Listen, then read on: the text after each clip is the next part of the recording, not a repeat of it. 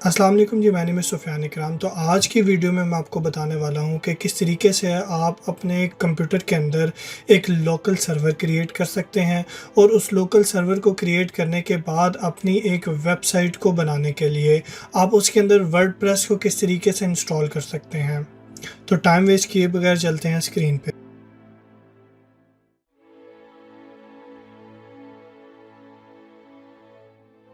तो अब हम अपनी स्क्रीन पे आ चुके हैं और ब्राउज़र में सबसे पहले हमने गूगल को ओपन करना है www.google.com।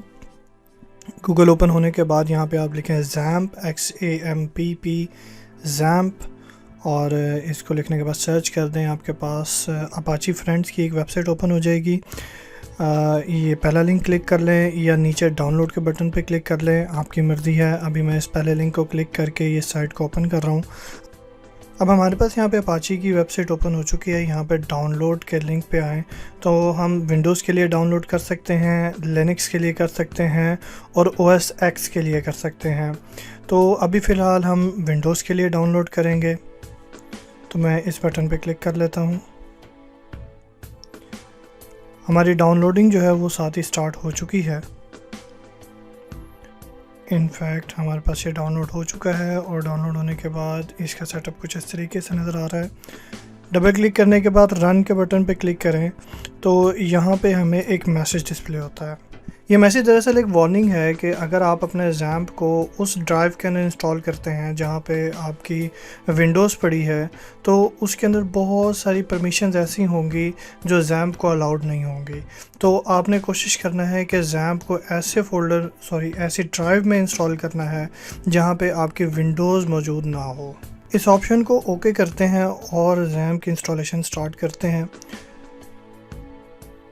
2 दफ़ा नेक्स्ट करने के बाद हमारे पास ये ऑप्शन आई है जहाँ पे वो बाय डिफ़ॉल्ट सी के अंदर हमारे XAMPP सॉफ्टवेयर को इंस्टॉल कर रहा है। वहाँ पे हम इंस्टॉल नहीं करना चाहते क्योंकि सी के अंदर हमारी विंडोज़ मौजूद है। तो हम ड्राइव डी की सिलेक्शन कर लेते हैं और इसके अंदर हम एक फ़ोल्डर बना लेते हैं जिसके अंदर हम अपना XAMPP जो है वो इंस्टॉल करेंगे। तो ये डी के अंदर जब मैं यहाँ पे लिखूँगा XAMPP के बाद XAMPP सेटअप, तो ये बेसिकली ड्राइव डी के अंदर XAMPP सेटअप का एक फ़ोल्डर बन जाएगा जिसके अंदर हमारा XAMPP इंस्टॉल होगा। लैंग्वेज इंग्लिश ही रहने देते हैं और नेक्स्ट करके अपनी इंस्टॉलेशन का प्रोसेस जारी रखते हैं। अब हमारे पास ये XAMPP इंस्टॉल हो चुका है। स्टार्ट मेन्यू में जाकर XAMPP लिखेंगे तो हमारे पास ये ऑप्शन नज़र आ जाएगी जहाँ पे क्लिक करके हम अपने XAMPP को स्टार्ट कर सकते हैं। और ये हमारा XAMPP का कंट्रोल पैनल है जहाँ से हम अपने सर्वर को कंट्रोल कर रहे होते हैं। अब इस सर्वर के अंदर कुछ एक ऑप्शंस मौजूद हैं जैसे अपाची जो कि सर्वर है, MySQL जो कि डेटाबेस है, फाइलज़िला एक सॉफ्टवेयर है, मर्करी और टॉमकैट। ये 5 ऑप्शंस हमारे पास मौजूद हैं और यहाँ पे हमने सबसे पहले अपाची सर्वर को स्टार्ट करना है और डेटाबेस को यानी MySQL को स्टार्ट कर लेना है। जैसे ये दोनों स्टार्ट हो जाएंगे तो हमारे पास हमारा सर्वर जो है वो रनिंग कंडीशन में आ जाएगा। इसको चेक करने के लिए अब हम जाते हैं जी ब्राउज़र के अंदर। तो ये हमारा गूगल क्रोम है, इसको ओपन कर लिया है। यहाँ पे यूआरएल बार के अंदर मैं जाकर लिखता हूँ जी लोकल होस्ट।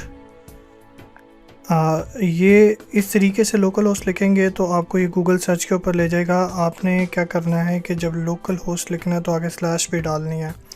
तो लोकल होस्ट और इसके बाद / लगा देंगे ताकि वो हमें गूगल सर्च के ऊपर ना लेकर जाए।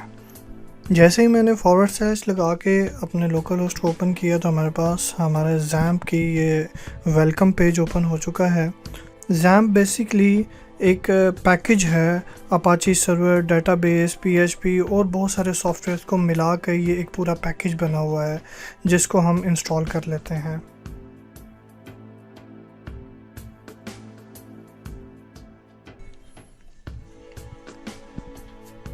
अब वर्डप्रेस को डाउनलोड करने के लिए सबसे पहले www.wordpress.org पे जाना है। ये हमारा वर्डप्रेस की वेबसाइट ओपन हो चुकी है। गेट वर्डप्रेस पे क्लिक करेंगे। अब इसको थोड़ा सा स्क्रॉल डाउन करें तो हमारे पास डाउनलोड की ऑप्शन आ रही है, डाउनलोड वर्डप्रेस। इस पर क्लिक किया है और डाउनलोडिंग स्टार्ट हो चुकी है। मीनवाइल हम इंस्टॉलेशन गाइड को देख लेते हैं। इस इंस्टॉलेशन गाइड के ऊपर वही सारी चीज़ें लिखी हुई हैं जो अभी हम इस वीडियो में करने जा रहे हैं। तो अगर आप चाहें तो आप इस इंस्टॉलेशन गाइड को भी रीड कर सकते हैं। अब मीनवाइल जब तक ये हमारा वर्डप्रेस डाउनलोड हो रहा है, हम अपने लोकल सर्वर पे आ जाते हैं और यहाँ पर आके phpMyAdmin के ऊपर क्लिक करेंगे और डेटाबेस को सेटअप कर लेंगे। जैसे मैं इस पर क्लिक करता हूँ हमारे पास कुछ ऐसा पेज ओपन हो जाएगा। ये phpMyAdmin का पेज है। इसके अंदर हमारी तमाम डेटाबेसेस मौजूद होती हैं। ये कुछ डिफ़ॉल्ट पहले से बनी हुई हैं। न्यू पे क्लिक करेंगे ताकि हम एक नई डेटाबेस बना सकें। यहाँ पे डेटाबेस का नाम लिखेंगे और आपने जहन में रखना है कि ये जो आगे इनकोडिंग टाइप है ये एंड हो रही हो journal_ci से। नाम लिखने के बाद क्रिएट के बटन पे क्लिक करना है तो हमारी डेटाबेस क्रिएट हो जाएगी। अभी ये डेटाबेस बिल्कुल ख़ाली है, इसमें कोई टेबल नहीं है, कुछ भी इंस्टॉल या सेव नहीं है। हमारा वर्डप्रेस डाउनलोड हो चुका है। अब इसको अनजिप करेंगे। अनजिप करने के लिए मैंने अभी इस फाइल को ओपन किया है, उसको ड्रैग एंड ड्रॉप करके भी मैं अनजिप कर सकता हूँ।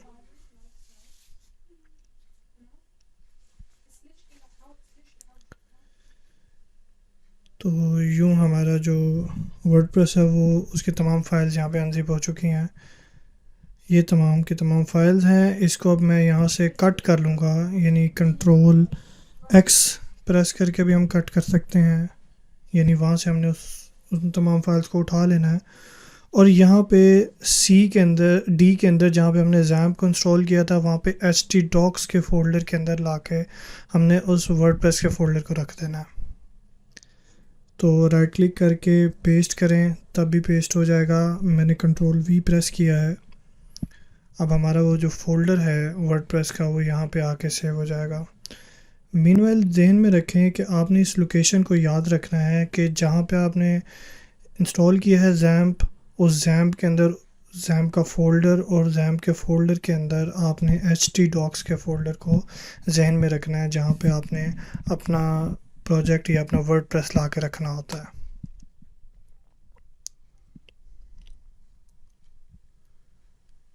अब हमारा वर्डप्रेस इंस्टॉल हो चुका है। इस फ़ोल्डर को मैं रीनेम कर देता हूँ।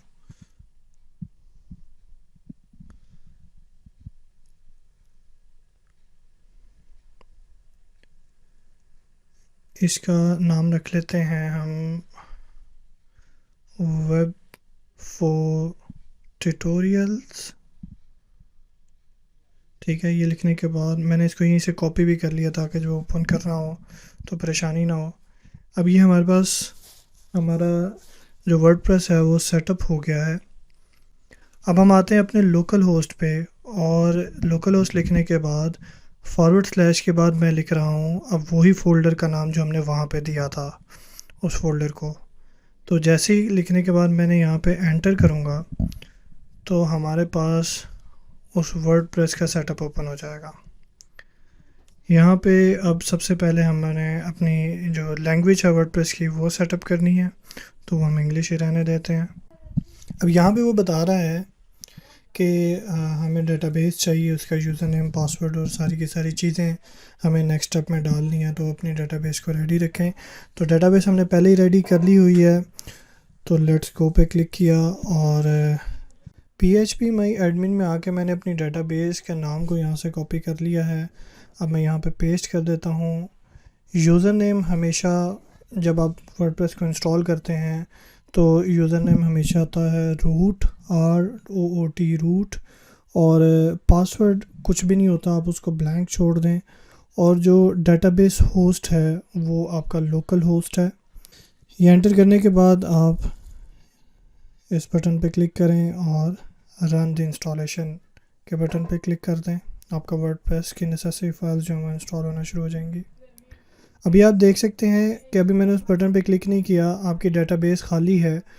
आपका वर्डप्रेस की तमाम इंफॉर्मेशन इस डेटाबेस में स्टोर होती है। अब मैंने ये बटन रन कर दिया है। कुछ थोड़ी सी नेसेसरी डिटेल्स मांग रहा है, जैसे साइट टाइटल क्या होना चाहिए, तो साइट टाइटल लिख देते हैं computer science with Sufiyan Ikram. Next हमें यूज़र नेम लिखना है, तो user name for the time being मैं लिख देता हूँ एडमिन।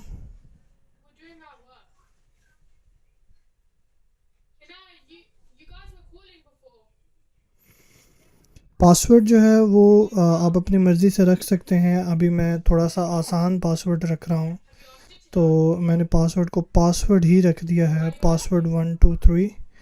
और मैं कहता हूँ कि अभी वीक है पासवर्ड, लेकिन इसको चेक करने का मतलब ये है कि ठीक है आप वीक पासवर्ड से ही कंटिन्यू करना चाह रहे हैं। यहाँ पे आप अपनी ईमेल लिख देंगे।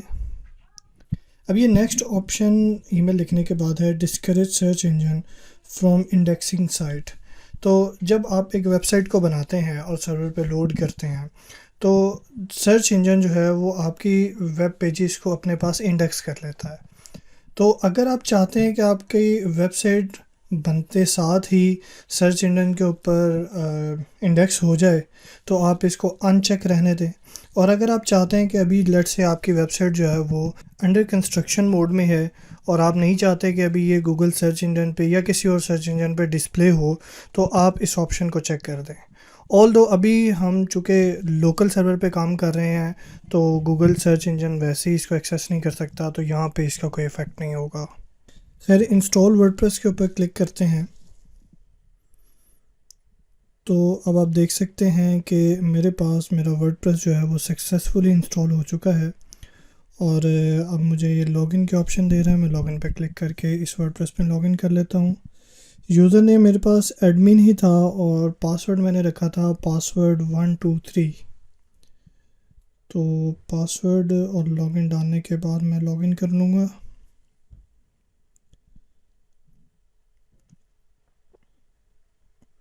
तो ये हमारे पास हमारा जो वर्डप्रेस का वेलकम पेज है या डैशबोर्ड कह लें, वो हमारे पास ओपन हो चुका है।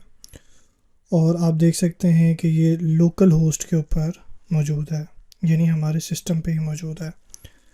अब अगर हम PHP My Admin पे आएँ और अपनी डेटाबेस को ओपन करें, जिसको हमने पहले देखा था कि वो बिल्कुल खाली थी, अब उसी पेज को लोड किया तो देखिए इतने सारे टेबल्स बन गए हैं। इन्हीं टेबल्स के अंदर वर्डप्रेस की तमाम डिटेल्स और तमाम चीज़ें जो है वो स्टोर हो रही होती हैं। अब अपनी वेबसाइट को ओपन करके देखते हैं, जो कि हमारे लोकल होस्ट पे मौजूद है। तो ये हमारे पास कुछ एक बेसिक सा थीम लगा हुआ वेबसाइट जो है वो हमें डिस्प्ले हो रहा है।